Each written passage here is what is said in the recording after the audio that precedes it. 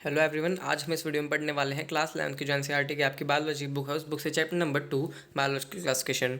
ये इस वीडियो को हम जो है हमने पार्ट्स में डिवाइड किया था और आज हम आ गए हैं किंगडम फंगी पे। हमने इंट्रोडक्शन किंगडम मोनारा प्रोटिस्टा हमने जो वीडियो में कंप्लीट कर लिया था प्रीवियस वीडियोज़ में। अगर आपको वीडियोज़ देखनी है तो आप मेरे चैनल में जाकर देख सकते हैं।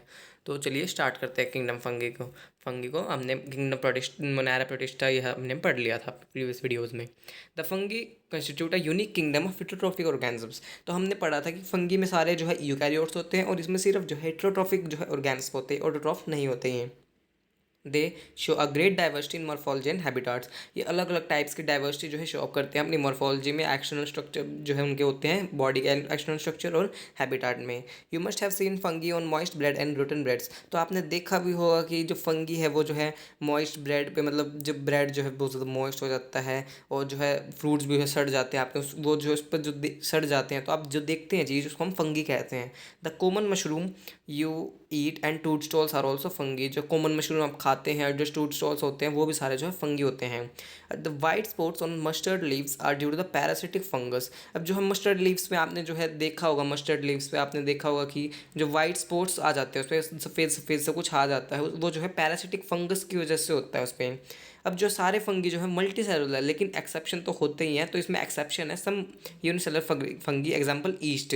तो ये जो है इसमें एक्सेप्शन है जो कि यूनिसेलुलर है, are used to make bread and beer. तो इंपॉर्टेंट क्वेश्चन आपका नीट का एथलेटिक्स क्वेश्चन बन सकता है। तो ईस्ट किसके लिए यूज़ होता है? ब्रेड और बियर बनाने के लिए। अदर फंगी हो गए cause disease in plants and animals.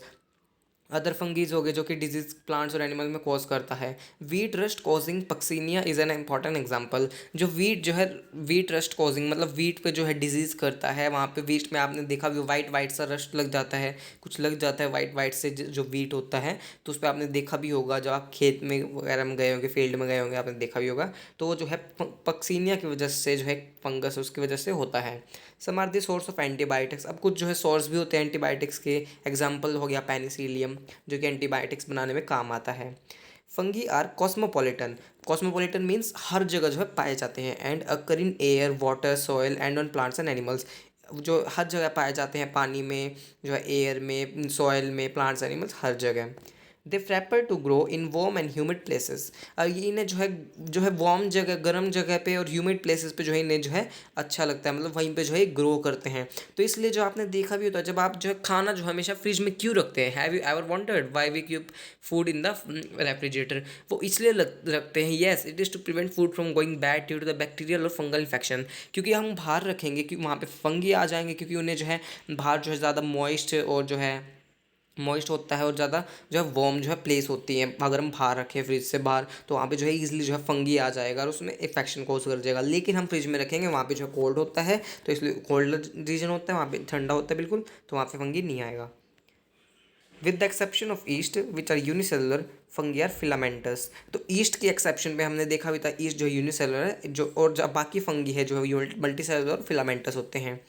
अब आगे जो है इंपॉर्टेंट बात आ गई है, देयर बॉडी, पीछे भी इंपॉर्टेंट नहीं, बस ये थोड़े ज़्यादा इंपॉर्टेंट है। तो समझने के लिए जो है डिवीजन होगी आगे, तो ये सारी जो है चीज़ें यूज़ होंगी कि हाँ भाई हमने सीधा पढ़ लिया और फिर आगे हम यूज़ करेंगे इन चीज़ों को, एक बार बार हम पढ़ेंगे नहीं। Their bodies consist of long slender thread like structures called hyphae. अब इनकी बॉडीज़ पे जो बड़े बड़े थ्रेड लाइक स्ट्रक्चर्स होते हैं जिन्हें हम हाइफे कहते हैं, जिन्हें हम हाइफे पैर कहते हैं। द नेटवर्क ऑफ हाइफे मतलब कई सारे हाइफे जुड़ जाते हैं तो उन्हें हम कहते हैं mycelium, is known as mycelium कहते हैं हम उसे।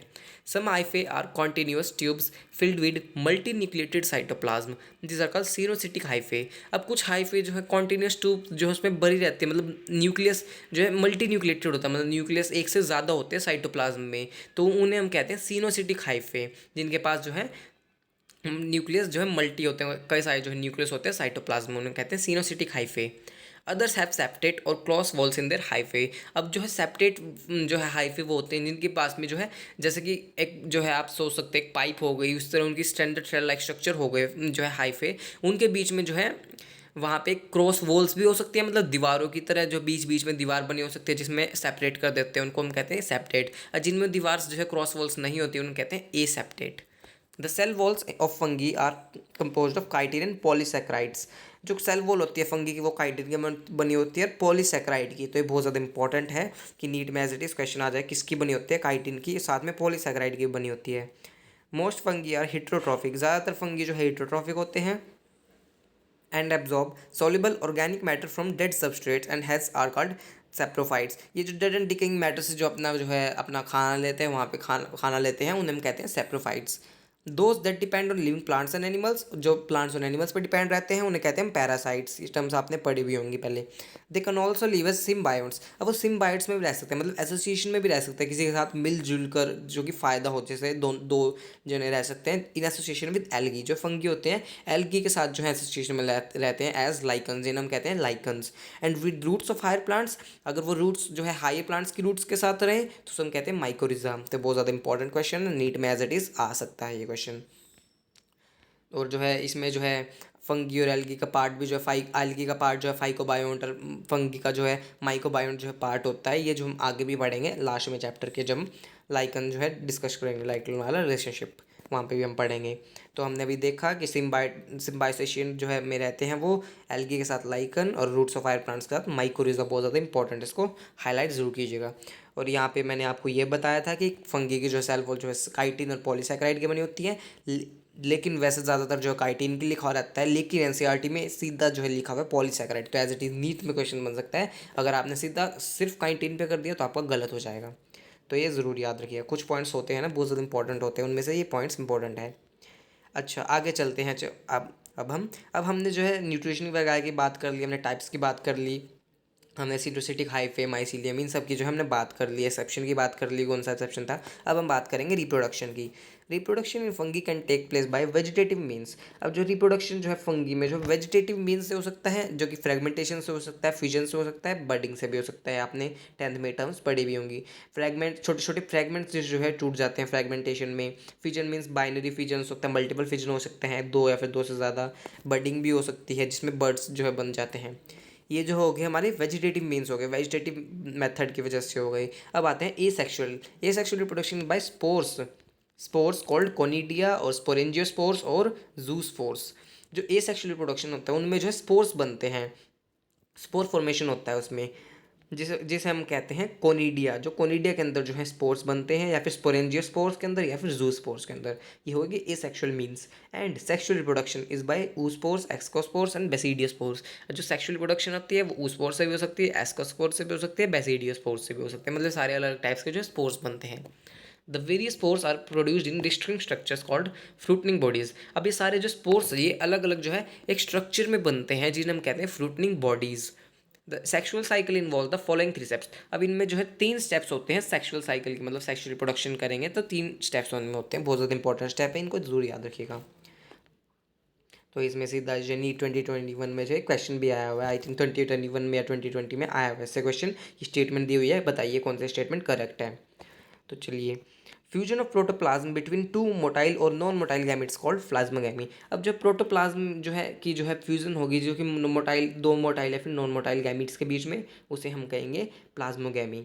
जो न्यूक्लियस का साइटोप्लाज्म है, न्यूक्लियोप्लाज्म, और जो है साइटोप्लाज्म है, उन दोनों को मिला के हम कहते हैं प्रोटोप्लाज्म। तो इनके जो है फ्यूजन होगी इनके इनके बीच में, तो हम इसे कहेंगे प्लाज्मोगैमी। सेकंड स्टेप है फ्यूजन ऑफ 2 न्यूक्लियाई। अब 2 न्यूक्लियाई मीन्स न्यूक्लियस जो है फ्यूज करेंगे, उसे हम कहेंगे karyogamy. Meiosis in zygote resulted in haploid spores. अब उनमें फिर जो है मियोसिस हो जाएगी, मतलब रिडक्शनल डिवीजन, जिससे एक से स्पोर्स से 4 स्पोर्स बनेंगे, जो कि 4 स्पोर्स जो है हैप्लॉइड स्पोर्स जो है बन जाएंगे, जो कि एन स्ट्रक्चर होंगे, हैप्लॉइड मीन्स एन होंगे वो। When fungus reproduces sexually, fungus जो है रिप्रोड्यूस करेगा, 2 हैप्लॉइड हाइफे और compatible mating types come together and fuse. तो 2 जो है हैप्लॉइड हाइफे जो है पास में आएंगे और जो फ्यूज कर लेंगे, मतलब उनमें रिप्रोडक्शन हो जाएगी। सेक्सुअल रिप्रोडक्शन हो जाएगा। इन सम फंगी, सो कुछ फंगी में बहुत ज़्यादा इंपॉर्टेंट लाइन आ रही है अब, the 2 fusion of 2 haploid cells immediately result in diploid cells. कुछ फंगी में जो एकदम जो है वो दोनों जो सेल्स उनमें जो आपस में न्यूक्लियर जो एक्सचेंज किया है, तो सीधा जो है वो एक साथ जो है डिप्लॉयड सेल्स बना लेते हैं, मतलब मिल जाते हैं और 2n स्ट्रक्चर बना लेते हैं। लेकिन however in other fungi, example दिया हुआ है एक्सकोमाइसिटीज और बेसिडियोमाइसिटीज में, तो बहुत ज़्यादा इंपॉर्टेंट लाइन है, ये भी याद रखिएगा। And intervening dikaryotic stage, n plus n, the 2 nuclei per cell occurs and such a condition is called dikaryon and the phase is called dikaryophase of fungus। तो इसमें सारी बातें क्या कही गई है कि जो n plus n है, मतलब न्यूक्लियस है उनका, तो वो आपस में आता है, एक तो सीधा मिल जाता है डिप्लॉयड सेल बनाता है, लेकिन वो जो है एकदम नहीं मिलते, कुछ टाइम के बाद मिलते हैं। मिलते हैं फिर वो जो है डिप्लॉयड होते हैं, लेकिन जब तक नहीं मिलते n+n की कंडीशन ही उनमें रहेगी, मतलब 23 जो है क्रोमोसोम्स आएंगे, मतलब मिलेंगे नहीं वो। और वो किस में दिखाई देता है, एस्कोमाइसिटीज़ और बेसिडियोमाइसिटीज़ इनके एग्जाम्पल है, उस क्लास में दिखाई देते हैं हमें। तो ये बहुत ज़्यादा इंपॉर्टेंट है। और जब ये कंडीशन आती है तो इसे हम कहते हैं डाइकैरियोन, और इस पूरे फेज़ को हम कहते हैं dikaryophase. Later the parental nuclei fuse and cell become diploid. अब उसके बाद जो है जो पेरेंटल न्यूक्लियस है वो जो फ्यूज़ कर जाए, फिर उसके बाद में होता है एकदम से जो है फ्यूज़ नहीं करते, तो n+n की कंडीशन होती है, फिर बाद में फ्यूज़ कर लेते हैं, सेल बिकम, फिर वो डिप्लॉयड जो है बन जाता है। The fungi form fruiting bodies in which reduction division occurs leading to the formation of haploid spores. तो जो फंगी जो है फ्रूटिंग बॉडीज बना लेता है, हमने पढ़ा था अभी भी, जिन स्ट्रक्चर्स में जो है स्पोर्स बनते हैं उन्हें फ्रूटिंग बॉडीज कह देते हैं। तो फंगी जो है फ्रूटिंग बॉडीज बना लेता है, इन जिसमें जो है रिडक्शन डिवीजन हो जाती है, leading to the formation haploid spores. फिर उसमें जो हैप्लॉइड स्पोर्स जो है बन जाते हैं, मतलब एन स्ट्रक्चर, जो कि 1 से 4, जो कि एन होते हैं, मतलब हैप्लॉइड होते हैं, डिप्लॉइड नहीं होते। The morphology of the mycelium, mode of spore formation and fruiting bodies form the basis for the division of the kingdom into various classes। और morphology क्या है माइसीलियम की, किस तरह से स्पोर फॉर्मेशन होता है, किस तरह से फ्रूटिंग बॉडीज बनती हैं, यही सब बेसिस जो है डिवीजन हमें करा देती हैं, मतलब वेरियस क्लासेस में जो बढ़ जाते हैं। सबसे पहले फाइकोमाइसिटीज़, फिर उसके बाद एस्कोमाइसिटीज़, फिर बेसिडियोमाइसिटीज़, फिर ड्यूटेरियोमाइसिटीज़। हम इनको जो है नेक्स्ट क्लास में जो है नेक्स्ट लेक्चर में अच्छी तरह से जो डिटेल में हम पढ़ेंगे। तो आज हमने किंगडम फंगी का जो है इंट्रोडक्शन किया, अच्छी तरह से हमने किया, क्योंकि इसमें काफ़ी कुछ है इंट्रोडक्शन में भी, बट मनारा बोटिस्टा में ऐसा कुछ था नहीं, तो इसमें तो बहुत कुछ था।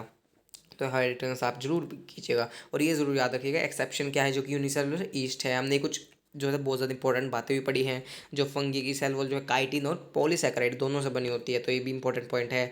फिर हमने एसोसिएशन भी देखी, लाइकन और माइकोरिजा, ये सब। फिर हमने रिप्रोडक्शन देखा है, सेक्सुअल और जो है वेजिटेटिव मीन से। फिर हमने रिप्रोडक्शन जो है 3 स्टेप देखे।